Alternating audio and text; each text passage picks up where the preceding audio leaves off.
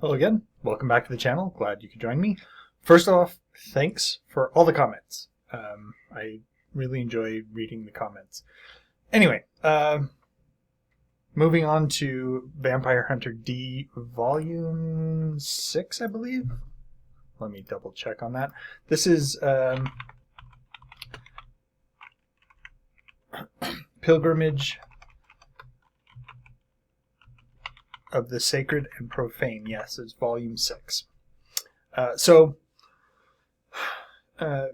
D shows up at a town, and this town is at the edge of a desert. This desert happens to be insanely dangerous. It's so dangerous that daily bugs get blown in from the desert.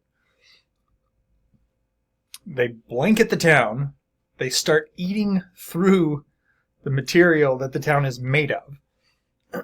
And then 3 minutes later, these pink petal blossoms come through and kill all the bugs. Yeah, it's a little bit weird right there. But anyway, a lady shows up in town. Her name is Granny Viper. Granny Viper is what's called a people finder. She's really good at it. She goes after a class of abductees called the Hidden. The Hidden are people who have been kidnapped by vampires. They disappear for years, and the vampires keep them. Whether they are victims of the vampires or something else is a completely different story. But the Hidden, Granny Viper specializes in recovering these victims and returning them to their families. She shows up in this town with one of the Hidden, and she goes to this bar place to find somebody who can help her, because she needs to make it across the desert to this other town.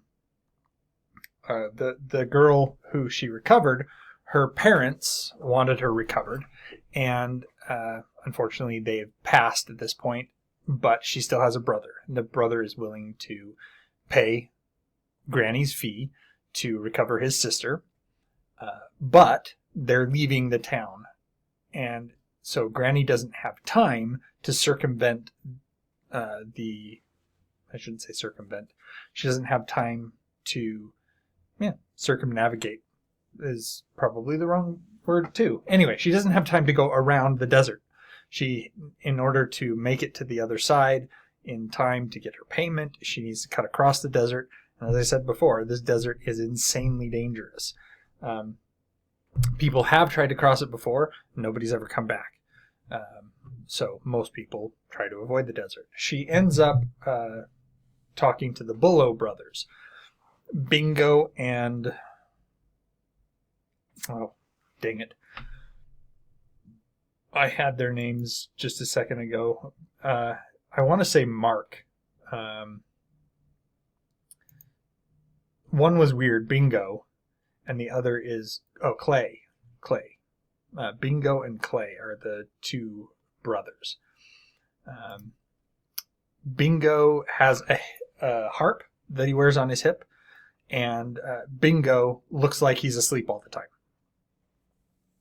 So D shows up in town as well, and when Granny sees that D is in town, she says, "Never mind, Bullough brothers, there's somebody who's better than you here." He came to town because he was looking for information on this. He doesn't really say who it is, but from reading multiple volumes, he's looking for the sacred ancestor. And so he gets a letter from a lawyer who's in this town, and the lawyer says, "Hey, come here, talk to me. I have information for you on the person that you're looking for." And basically he has to get from this town across the desert to the same location that Granny Viper is trying to get to. And he has to make it by a certain time or he doesn't get that information. So Granny has to make it to the other side because she has to be there to meet the girl who she rescued. She has to meet her brother. And Dee wants to get across to be able to get information on this, supposedly, the sacred ancestor. I say supposedly because he doesn't come out and say that he's looking for the sacred ancestor. All it is the person you're seeking. And like I said, because I've read multiple volumes, Dee is looking for the sacred ancestor. He's very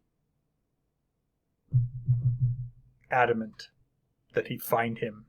Anyway, so they begin this journey. Dee doesn't say he is taking them.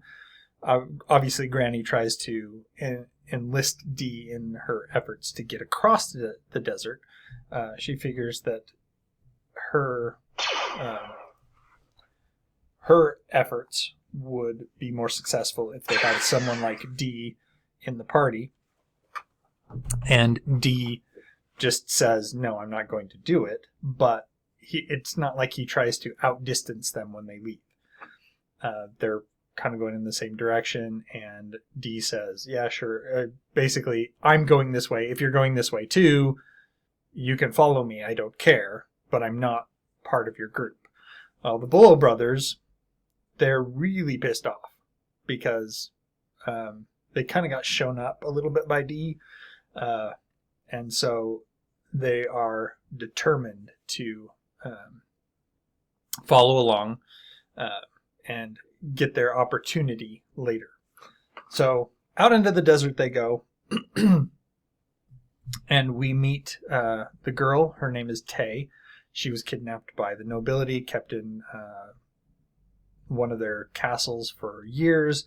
She's now, I think 18 was the age they said for her.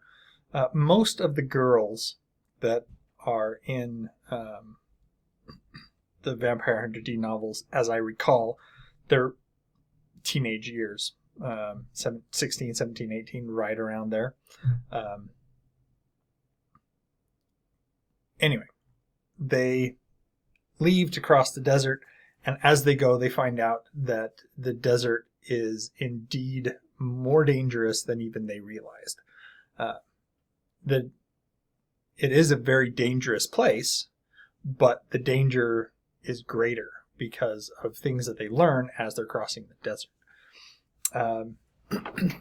Again, kudos to the translator. I feel that as he gets deeper and deeper into the volumes, he gets better and better at translating them and making the sentence structures flow better, making them less awkward. I remember back to the first novel, and I just remembered how many times I thought, oh, that wording is awkward.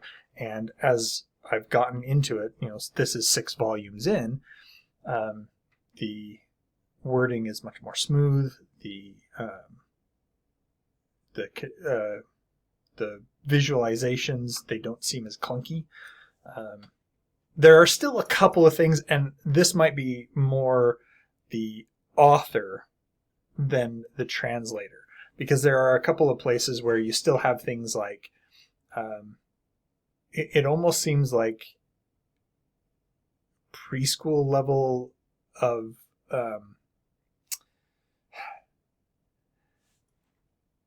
not of wording or anything like that, but of structure, because it's there are things in the book where something happens and it's like, who did it kind of thing, where it's like, yeah, I kind of put 2 and 2 together there. You didn't need to point that out.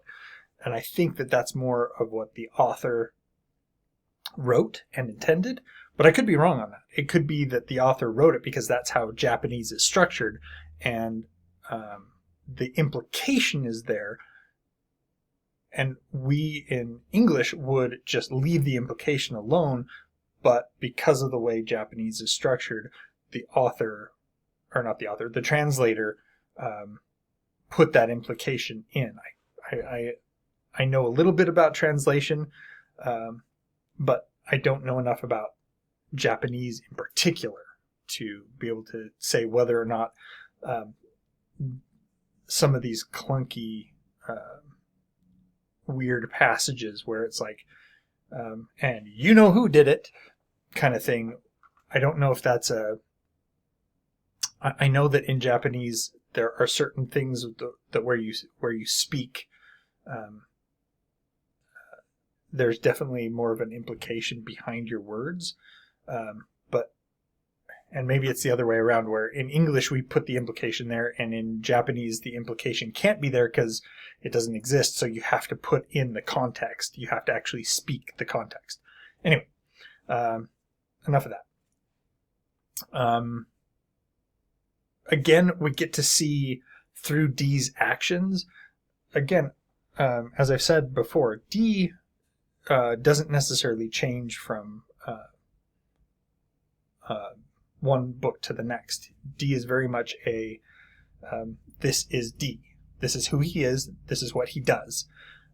But some of the things that people know about Dee are false because of the image that Dee tries to portray of himself, of him being hard and unfeeling, where Dee is definitely someone who is an honorable person and he does his best to help those around him.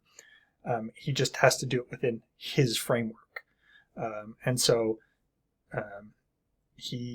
when people are like, oh, you're a cold one, but Dee then goes out of his way to rescue people. One of in one of the instances in the book, Dee and Granny Viper and Clay Bolo are running away from a threat, and Clay ends up falling off his horse, and Dee goes back and rescues him. Now, he goes back and rescues him, and he says that he did it because Granny Viper told him to or asked him to. But I think that regardless, Dee would have rescued Clay either way, because Dee is that kind of person. He does go out of his way to help people. It's, in my mind, some of what he does in his portrayal is that he portrays himself that way so people don't take advantage of his good nature. Anyway, it's a good adventure. You have Dee, in this case, Dee against kind of the environment as opposed to Dee against this or that monster. This does kind of harken back a little bit to the Stuff of Dreams, where Dee is up against more of an environmental threat as opposed to a direct one-on-one conflict between him and some end boss or monster. There is an end boss, yes, but the end boss ends up being more the environment than just a single entity. Anyway, highly enjoyable, very fun to read through these adventures again. That's it for today. Let me know if you have read any of the Vampire Hunter D novels. Like, share, subscribe, comment down below, all that other stuff. And until next time, enjoy what you're reading.